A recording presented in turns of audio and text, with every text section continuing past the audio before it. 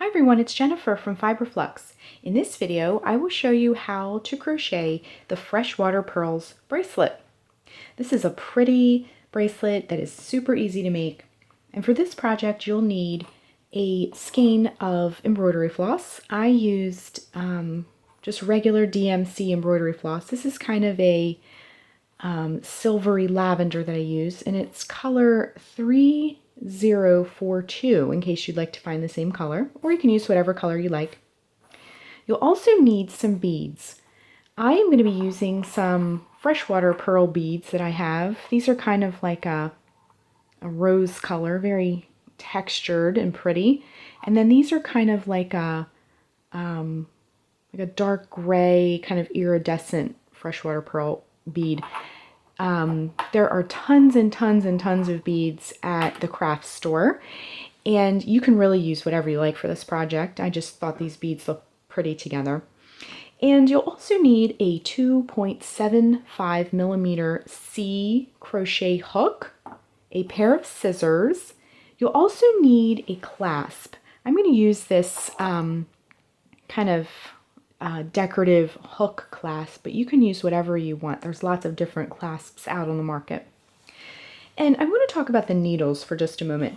I had a reader when I made the glass bauble necklace video. I had a reader ask a really awesome question, and she said, what if my needle doesn't fit through the holes of my beads? And I just want to talk about that for a moment.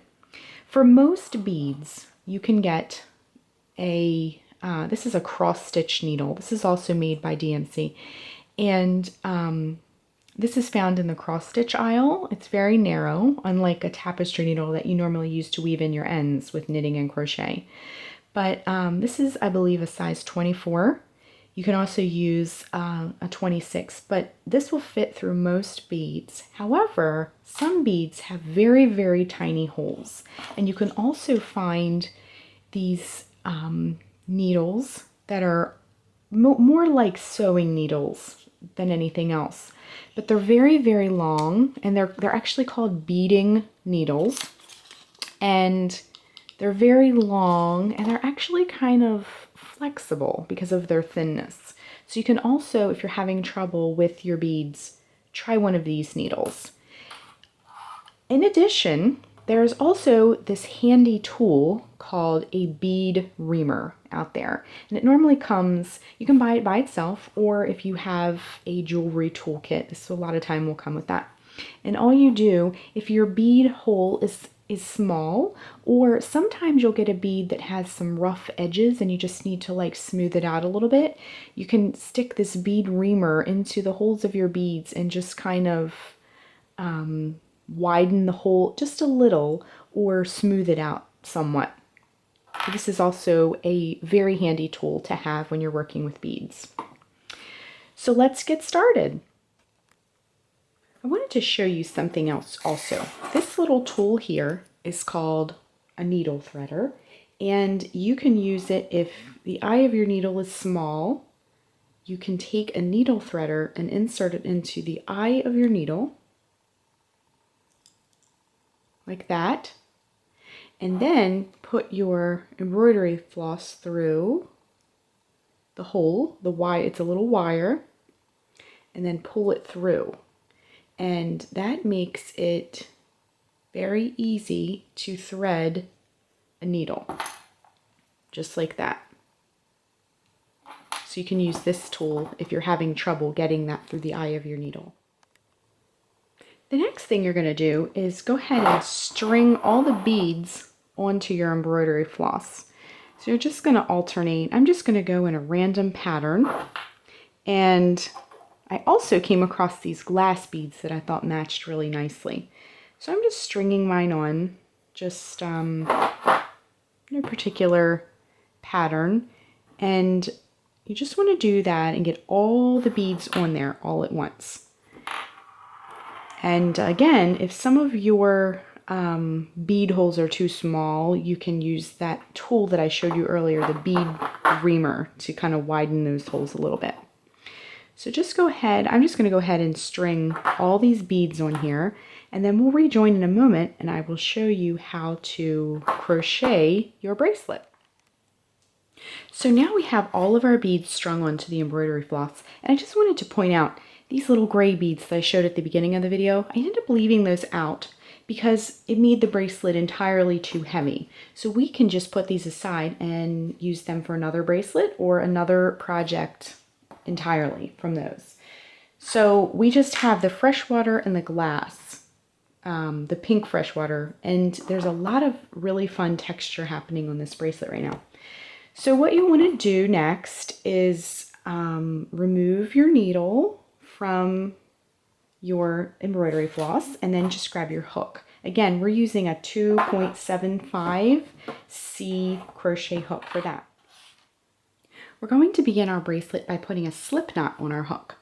So I've pushed all the beads back here so we have a little bit of space. This is about 24 inches or so. So we're going to wrap the embroidery floss around our fingers, bring the embroidery floss behind the loop, reach in with your crochet hook and bring up a loop. And I also wanted to point out, I'm leaving a nice tail on here, about, I would say 4 to 6 inches. We're going to be tying this onto our clasp. So you want a nice tail that you can make a knot without it being too short. So then you're going to decide at this point how much space you want in between your beads. I'm going to put 3 chains in between each bead. So I'm going to begin by making 3 chains. To make a chain, wrap yarn around the hook, or embroidery floss in this case, and bring it through the loop. That's 1, 2, and 3. And the chains look similar to chains that you would see on a necklace. So then we're going to bring our first bead up, slide it up against the hook, and work a chain. Okay, and now the bead is incorporated into our embroidery floss. Next, we'll make 3 more chains. 1, 2, and 3. Slide the next bead up right up against our hook, keeping our tail out of the way. Slide it right up there, and then work a chain. Now this bead is a little bit bigger, but you're going to do it the same way. Just work your chain just like that, and the bead is incorporated onto our bracelet. Make 3 more chains. 1, 2, 3. Grab the next bead, slide it up against that hook, and make a chain.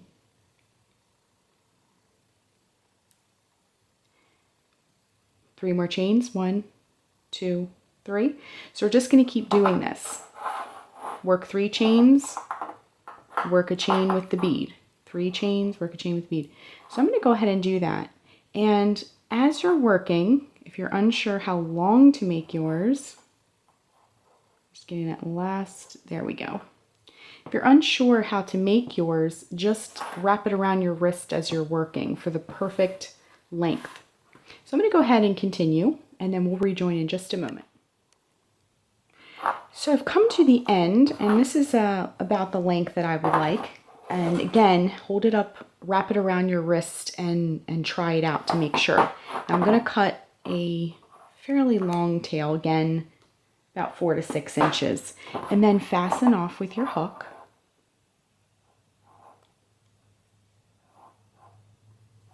Just like that.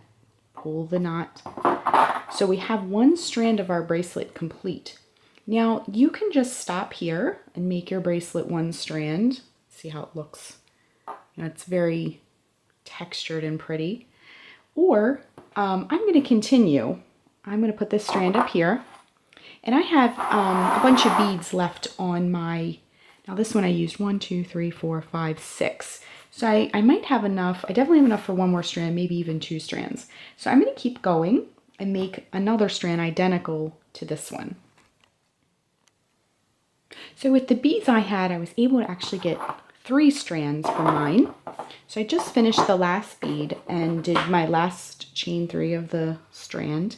So I'm just going to cut again to have a nice tail to be able to tie this onto our clasp, and then just go ahead and fasten it off. Again, you can do 2 strands, you can do 5 strands, however many you like. And then what you're going to do is just take your 3 or however many strands and just line them up together. Now let me grab our clasp. Depending on what kind of clasp you have, you'll tie it on differently. Mine has 2 parts. It has this large hook and then this little ring. So what we're going to do is take one end of our strands here and just hold them together and then just tie them in a knot together. Might take a few tries here. There we go. Okay, so just tie them together.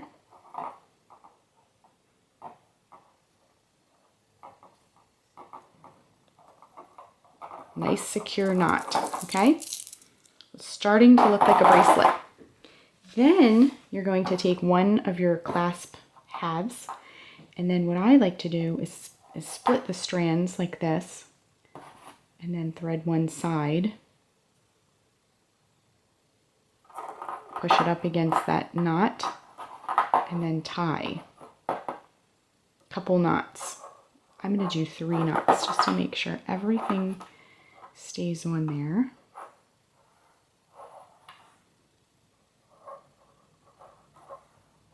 Okay, then you can take your scissors and just trim those tails. And I'm going to show you a little trick in a moment to keep that knot permanently on there. Okay, so we've tied our 1/2 of our clasp on. Then we're going to come down to this other side, just turn it around, and we're going to tie these sides in a knot as well. I forgot to mention this earlier, but when you're making your strands, my clasp is over 1 inch long, so you want to account for that extra length you'll be adding if you're using a large clasp like I am. Okay, so we've just, actually I want to slide my knot back a little bit. So we've just tied all of our strands together into a knot. Then we're going to split our strands like this, just pull them apart, and then put that on there, this little ring that's part of the particular clasp that I'm using, and then just tie them right on there. I'm going to do 3 knots again. 1, 2, and 3. Just like that, okay? So then we're going to trim these tails, and then our beautiful bracelet is complete. But I wanted to show you, I have some nail polish, some clear nail polish. This is actually slightly tinted pink, but it won't show on our project. You want to take some clear nail polish, and these little knots that you've made, make sure the ends have been really trimmed close there. I can get mine a tiny bit shorter. There we go. So make sure the knots are very, very trimmed very, very close. And then take your clear nail polish and just paint it all around that knot. And when that clear nail polish dries, you want to definitely use clear. You don't want to use like purple or bright red or what have you. But once that nail polish dries, that knot will be in place. Embroidery floss is very, very satiny and slippery. So you want to make sure that you have something on there to, bond that knot together. Okay? So just take your nail polish and just, whoops, we made a drip there. That's okay. Just make sure, there we go, that everything's nice and painted and bonded. And our bracelet is complete. So what we're going to do is just let this dry for a few moments until the nail polish has completely dried onto the bracelet before wearing. So we've allowed our nail polish on our knots to completely dry, and our bracelet is complete.